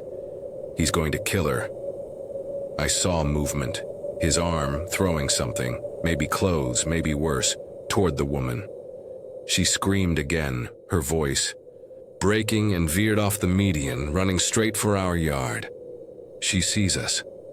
My breath caught as her figure grew clearer, her face pale, streaked with tears or blood, I couldn't tell. She's almost here. I dialed 911, my fingers clumsy. The operator's voice a distant hum as I stammered our address. There's a woman screaming. Someone's after her, I said, my eyes locked on her. Kevin burst back onto the porch, jacket on, shoes tied, and sprinted into the yard. Stay back, I shouted, but he didn't listen. He never does. He reached her, his voice steady but urgent. Are you okay? She collapsed against him, gasping, her words spilling out in a rush. She'd taken a ride from a stranger, and he turned on her. Halfway home, he'd refused to stop, his eyes cold, his hands gripping the wheel. She saw duct tape behind the seat. Fearing the worst, she jumped from the moving car, hitting the pavement hard, and ran, screaming for anyone to hear. You're safe now. Come inside. Kevin led her to the porch, her steps unsteady, her face a map of pain. Red welts, scrapes, blood trickling from her cheek. She's been hit. I locked the door behind us, the deadbolt and chain sliding into place, but it didn't feel like enough. He's still out there. We huddled by the window, the woman trembling between us, her sobs muffled as she clutched my arm. She's so young, barely 20. Kevin stayed on the phone with the police, his voice low, updating them. No, they're not here yet. Yes, his car's still across the street, red sedan, by the house with the Christmas lights. Hurry. Please. Hurry. Then it came. A heavy thud against the door, so sudden I jumped, my heart in my throat. He's here, the woman whimpered, her nails digging into my skin. I know you're in there. His voice was a growl, thick with rage. I saw you running. They can't protect you. He's not human. He can't be. I pressed against the wall, my breath shallow, and shouted back, my voice cracking, "Leave now, the police are coming." "Please just go," but his reply froze me. "Call them, I don't care, they won't get here in time." He means it. Another thud, then another, the door shaking in its frame. He's going to break through. You ever feel time slow, each second a lifetime? The woman sobbed, "Help me, please." Her voice a loop of despair. I ran to the kitchen, grabbing a knife, its blade glinting in the dim light. If he gets in, I'll fight. The door wasn't iron, just wood. And the windows, God, the windows were glass, easily shattered. He could climb through. Kevin emerged from our bedroom, his gun in hand, his face pale but set. "We're not dying tonight." The banging grew, frantic, the door rattling when lights flashed outside. Red and blue spinning through the windows. The police. 2 squad cars screeched into the yard, another speeding across the highway toward the red sedan. He ran. The banging stopped, and through the window I saw him. A shadow, tall and lean, sprinting into the woods. He's gone. The woman collapsed, her sobs louder now, relief mixing with fear. The officers knocked, their voices calm, and we opened the door, letting them in. She's safe. They tended to her, taking her statement, her words halting but clear. She lives nearby, just 5 houses down. The police searched the woods, but the man was gone, swallowed by the trees. He's still out there. 2 hours later, the house was quiet again, but the silence felt wrong, tainted. He escaped. The woman was home, safe with her family, but I couldn't shake his voice, his words. "They won't get here in time." Kevin held me, his arms strong, but I saw the fear in his eyes too. What if he comes back? We've locked every window, checked every door, but the woods are vast, full of shadows. He could be watching. I keep the knife by my bed now, and every sound. The wind, a branch snapping, makes me jump. That night changed us. Somewhere in those trees, he's hiding, waiting for another chance, another scream to chase. The walls of our apartment trembled, a low rumble that shook my bones. It was him again, the man upstairs, his rage seeping through the ceiling like poison. I stood frozen in the living room, my heart pounding as the sound of his door slamming echoed, a warning of something darker to come. At 21, I thought moving into our first apartment would be freedom, a new chapter with my love. But now, in the dim light of dusk, I realize some neighbors don't just disturb you, they hunt you. We'd moved into the duplex-style apartment 2 years ago, a cozy 1-bedroom on the bottom right, tucked behind a quiet cemetery. My fiancé, Duyus, and I were thrilled. No more dorms, no roommates, just us, our cat, and later a dog and another feline. The building was small, only 4 units, and the neighbors seemed harmless at first. But the man upstairs was different. From the start, he made his presence known. One night early on, the ceiling shook with a rhythmic thud, like he was pacing. Furious? Then his door began to open and close, each slam rattling our walls, a tantrum without words. We couldn't figure out what we'd done. Played music too loud? Walked too heavily? The silence that followed was worse, heavy with his unseen judgment. I'd grown up in a small town, where neighbors waved and left pies on porches. This was new, this unspoken hostility, like a shadow creeping closer. Ignore it, I told myself, an embedded command to keep the peace. But the incidents piled up, each slam a splinter in my calm. The night before our wedding, we'd come home, late from a dinner, my nerves frayed from packing stress. As my fiancé helped me through an anxiety attack by the car, the upstairs door flew open. He stormed down, his face red, yelling about noise all day, calling us inconsiderate. My fiancé snapped back, protective, and we learned the issue. Our cat's tree tapping the wall when she jumped. Easy fix, I thought, moving it that night, hoping for peace. But peace didn't come. After the honeymoon, we tried to mend things. My fiancé, a gamer like him, suggested messaging on Discord instead of slamming doors. He agreed, his voice calm, but his eyes were cold, distant, like he was measuring us. The slams continued, erratic, each one a jolt to my heart. I called the apartment complex, desperate, but the property manager, a gruff man upstairs, dismissed us. "You're making it up," he said, his voice thick with disbelief. He'd know if it was happening. I felt trapped. My home no longer a haven, the walls closing in. Every step I took, every sound I made, felt like bait for his wrath. By late 2021, fear was my constant companion. Rent was cheap, $600 a month, so we stayed. But I walked on eggshells, my nerves raw. When my fiancé got a promotion, we planned to move east, a light at the end of the tunnel. He left first and I stayed to pack, alone with our pets. Be quiet, I told myself, a trance loop to avoid his rage. I used earphones for everything, closed doors gently, tiptoed like a ghost. The apartment felt hollow, its silence a lie. A week before my move, friends helped load a U-Haul, their laughter a brief reprieve. I dropped a friend off, returning. At 6 p.m., the sky bruised purple. I vacuumed, earphones in, the hum a shield against the quiet. Then as I took out the trash, locking the front door, a habit my fiancé drilled into me, the world exploded. He was at my door. The pounding shook the frame, his voice a snarl. "I'm going to kill you." My dog whimpered, pressing against me, my cat hissing at the window as he moved to it, his fists hammering the glass. My blood turned to ice, my body trembling. "Run!" My mind screamed, but I was alone, cornered. I grabbed my phone, hands shaking, and called my mom, 4 states away. "Call 911, she said, her voice sharp. I whispered to the operator, "He's threatening me, he's at my door."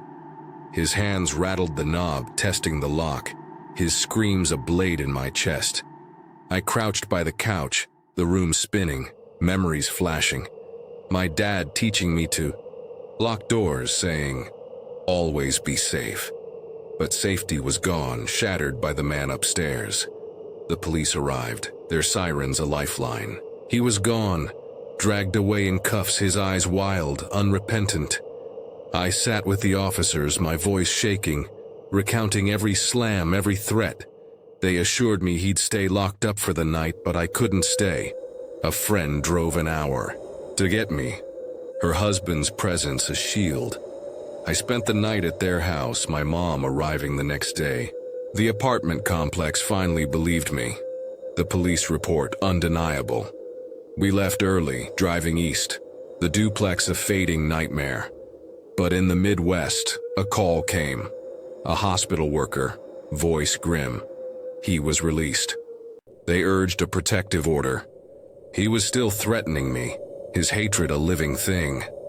I was halfway across the country, but fear followed, a shadow I couldn't shake.